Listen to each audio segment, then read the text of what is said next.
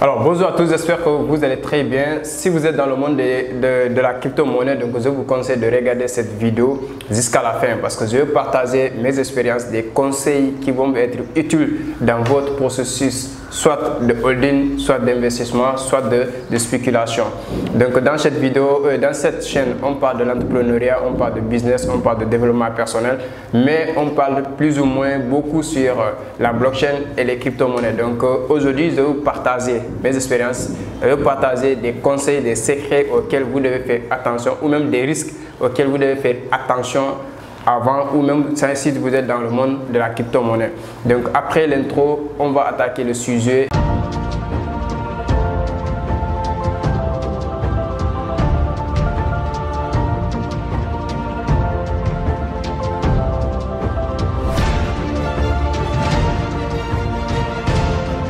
Je me présente rapidement si vous êtes tombé pour la première fois mes vidéos. Mon nom c'est Youssouf Diaby, je suis trader professionnel sur le marché des crypto-monnaies.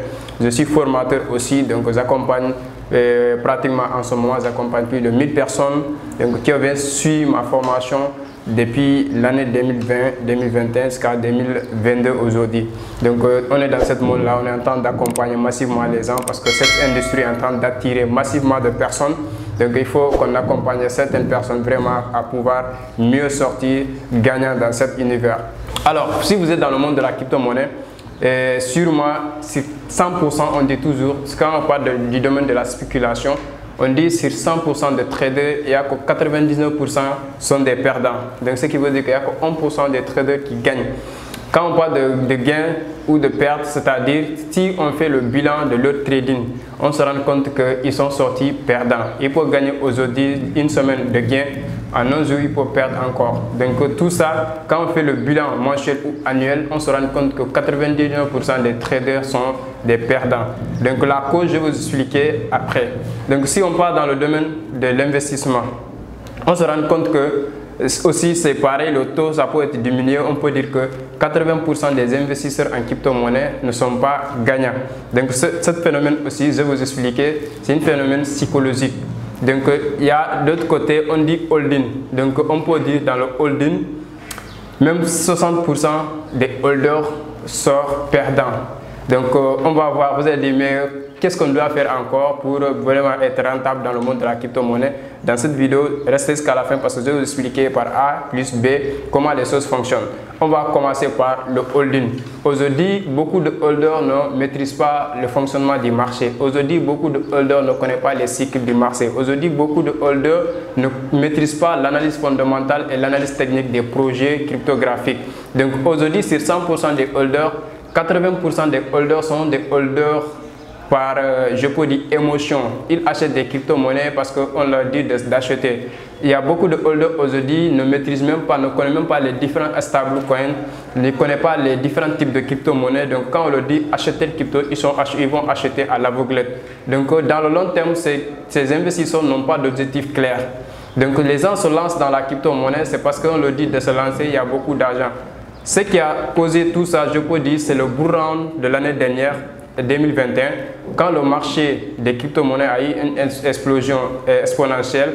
Donc ça a créé beaucoup de millionnaires, on est d'accord. Mais tous ces millionnaires ne sont pas aussi conscients de l'effet de la crypto-monnaie, ils ne sont pas conscients des avantages, même les secrets de la crypto-monnaie. Donc quand on dit toujours que ils ont investi, ça a tombé sur le biomarket, sur le bull run, c'est-à-dire la hausse des marchés. Donc ils se sont fait beaucoup d'argent. Maintenant quand ils se sont fait beaucoup d'argent, tout le monde se croyait maintenant expert d'investisseurs dans la crypto-monnaie. En novembre 2021, décembre 2021, c'est les mêmes personnes qui ont investi beaucoup d'argent sur la crypto-monnaie, espérant avoir des mêmes résultats en 2022. Donc si nous regardons les faits aujourd'hui, on se rend compte que toutes ces personnes ils sont dans le panique. Donc ils sont en train de dire ah, je vais vendre avant de payer tout mon capital. C'est-à-dire quand on est holder ou investisseur, il y a trois choses ou quatre choses que vous devez comprendre sur le marché. La première des choses, vous devez comprendre le fonctionnement du marché auquel vous avez investi, surtout sur l'actif auquel vous avez investi. C'est le plus important. Donc vous devez comprendre d'abord les différents types de crypto-monnaies d'abord aussi, à savoir est-ce que ce sont des coins, des cryptos comme Bitcoin. Est-ce que ce sont des stable coins? Est-ce que ce sont des altcoins? Est-ce que ce sont des meme coins? Est-ce que ce sont des cryptos de NFT ou de Metaverse? À savoir maintenant, vous allez essayer maintenant d'entrer sur leur projet à savoir est-ce qu'ils ont leur propre blockchain, est-ce qu'ils sont dans la blockchain de telle crypto. Tout ça va vous permettre de savoir maintenant quels arts de holding vous allez faire avec telle crypto, quels arts d'investissement vous allez faire avec telle crypto. Donc à savoir aussi, vous devez connaître les cycles des cryptos auxquels vous avez investi, à savoir si par exemple c'est Bitcoin, vous devez comprendre les cycles de Bitcoin. Si c'est Ethereum, vous devez comprendre le cycle, vous allez maîtriser le cycle du Bitcoin et celle de Ethereum parce qu'ils ont les mêmes presque mouvements, les mêmes tendances donc avec les stablecoins, avec les altcoins. Donc tout ça, c'est des choses que vous devez prendre en compte. Vous devez regarder aussi avec les shitcoins parce qu'il y a beaucoup, 80% des investisseurs, des holders aujourd'hui, ce sont des holders de shitcoins. Ce sont des gens qui achètent les mêmes coins, les petits cryptos, qui ont plusieurs zéros derrière. Donc espérant que quand ils brûlent 2, 3 zéros, donc ils vont devenir millionnaires. Alors, on va voir les choses de façon réaliste. C'est vrai, quand on suit l'émotion, quand on imagine, on va se dire qu'on sera bientôt riche, c'est vrai. Mais quand on voit les choses de façon réelle, regardez les supplies de certaines cryptos, vous vous rendez compte que ça ne sera pas évident que ces cryptos atteignent $1. Donc, de vous à moi, vous allez regarder sur CoinMarketCap les cryptos auxquels vous avez acheté. Regardez le nombre de pièces que la crypto a, et regardez la communauté qui est derrière, et regardez le white paper sur quel projet la crypto-monnaie est basée pour espérer dire que dans tel moment, on pourra avoir tel montant. Alors, au-delà du holding, il y a l'investissement. L'investissement consiste à soit à faire le ICO, le ICO, c'est-à-dire acheter les cryptos dans les ventes privées. Il y a beaucoup qui le font et ils se font beaucoup d'argent parce qu'ils ont maîtrisé. Mais ceux qui ne le maîtrisent pas, je ne vous le conseille pas de le faire. Alors, le ICO consiste à acheter des cryptos avant son introduction en bourse. Donc, en vente privée, vous l'achetez quand elle va être introduite en bourse, dans le marché public. Les gens vont acheter et c'est que la valeur va bouger. Et ceux qui ont acheté en privé vont se faire beaucoup d'argent. Donc, après le achat, il y a l'investissement sur le marché elle-même. Sur le marché lui-même, c'est-à-dire que quand la crypto est introduite sur le marché, vous devez maintenant faire l'analyse fondamentale et l'analyse technique. Alors, l'analyse fondamentale et l'analyse technique consiste quoi? Consiste que vous devez comprendre donc, les mouvements du marché. Est-ce que le marché il est en tendance haussière, il est en tendance baissière?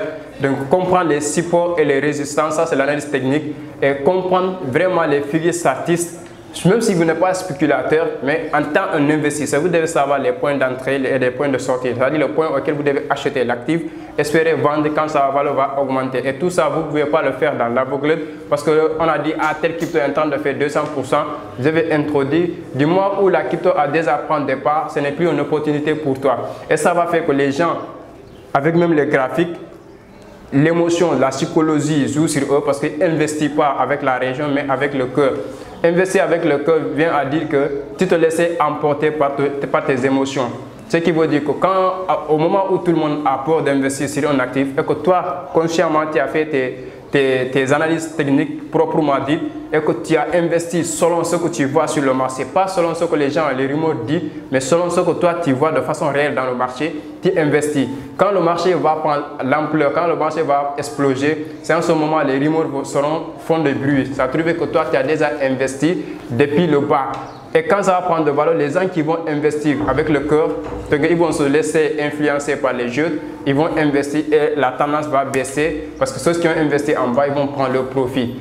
Donc ça, ces arts d'investissement, il faut faire avec vraiment la région, mais pas avec le cœur. Donc maîtriser l'analyse technique, investissez selon votre connaissance, n'investissez pas parce que telle personne vous a dit d'investir, parce que nous, on vous a dit de non, cette crypto va faire x100, x10, x20. Non, ça ne se passe pas comme ça en investissement. Donc si on vient dans le monde maintenant de la spéculation, là-bas c'est plus dangereux parce que je l'ai dit, moi les gens que j'ai coachés de façon personnelle, ils ont vu les réalités. Avant sur les réseaux sociaux, les gens le disent, ah tu te fais vraiment 1000 $ par jour, tu fais 100 $ par jour. Moi-même au début, j'ai motivé les gens de telle sorte qu'ils puissent découvrir la chose et je peux leur orienter. Dans la formation, je leur montre la réalité, ce qui se passe réellement sur le marché. Et quand ils respectent et quand ils se laissent discipliner dans ce processus, ils se font beaucoup d'argent. J'ai tout le temps ceux qui suivent mes statuts, ceux qui sont dans le groupe Telegram, que je vais mettre le lien en bas. Vous allez voir les résultats que ces gens sont en train de faire. Mais la chose qui se dit, ah moi je sais acheter déjà c'est bon, je sais vendre, je sais convertir c'est bon, ok, à mon niveau c'est bon, mais ça ne suffit pas. Parce que étant donné que le marché des crypto, parce que moi je vois beaucoup de personnes, je suis revendeur des crypto-monnaies aussi, je revends des USDT. Il y a beaucoup, même recevoir l'adresse de réception, ils ne connaissent pas ça. Les gens, ils achètent des cryptos qui ne connaissent même pas dans quel réseau les cryptos est. Il y a une fois, un de mes gars m'a contacté, il m'a dit j'ai mes Luna sur Trust Wallet, je voulais les convertir, je voulais les envoyer sur Binance. Et la personne ne sait même pas le Luna qu'il a, il est dans quel réseau, est-ce qu'il est dans ERC20 ou BP20. Je lui demandais mais il ne connaît même pas. Alors qu'on lui a poussé à acheter la crypto-monnaie comme ça, et basta, le set est déjà passé, donc le Terra Luna n'est plus dans les réseaux de BP20 ni de Ethereum, il est dans sa propre blockchain qu'on appelle le Terra. Maintenant, lui il a laissé ça dans le portefeuille Trust Wallet. À quoi ça sert aujourd'hui? Donc c'est très important vraiment avant de mettre son argent. Même mes étudiants, je le dis, ne vous précipitez pas d'investir. Comprenez le système, comprenez le fonctionnement des crypto-monnaies, comprenez comment le marché se comporte. Dis-moi, vous allez comprendre, vous allez être en mesure de mettre un montant que vous savez déjà ce que vous devez mettre. Donc, mais vous ne pouvez pas venir parce qu'on a fait premier coup, deuxième coup, je vais précipiter pour mettre de l'argent. Ça ne se passe pas comme ça. Maîtrisez la chose d'abord avant de mettre ton argent. Ça, c'est le conseil que je donne à tous mes étudiants et ça, je le partage ici aujourd'hui. Que tu sois dans ma formation ou pas, ça peut te servir dans le monde de la crypto-monnaie. Alors, c'est ce que je dis que bon, moi je ne vais pas devenir spéculateur, je ne vais pas trader. C'est important. Il y a des stratégies que vous pouvez utiliser sur le compte spot. Sur le compte spot, il y a beaucoup qui le font.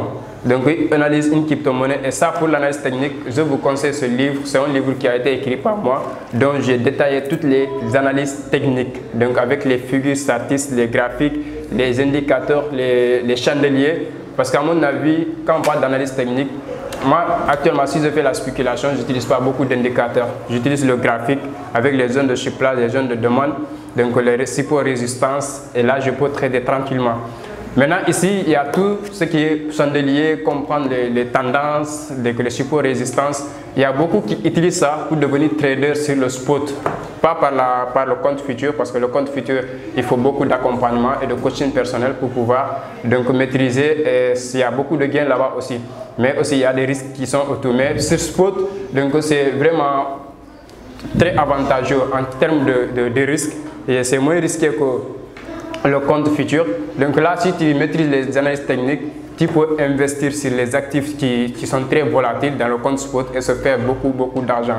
Donc juste un conseil pour toutes les personnes qui sont déjà dans le monde de la crypto-monnaie, dans l'investissement, dans le holding, dans le trading, ou toute personne qui veut vraiment rejoindre cet univers donc, très lucratif.